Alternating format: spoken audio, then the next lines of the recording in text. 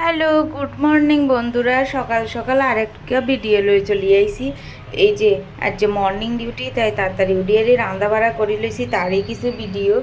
এই যে এনে 1:30 বাজে আর ভাত লইছি, আর ভাত অল্প দুটো রাখি দিছি। একবার রাঁধি যদি দুইবার খাইতেন না রে, তাহলে তো রান্নাটাই বেকার।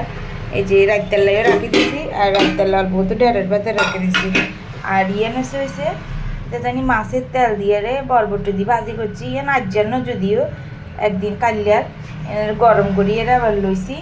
আর এই যে বরবটি দিয়ে রে, আর হচ্ছে পটল দুগা নষ্ট হয়ে যার এগুনেরও দিয়ে দিছি, দিয়ে মাছের ঝোল করছি। হয়েছে রাত্রেলে রাখছি, আর হয়েছে প্যাক করিয়ে লই লইয়ের।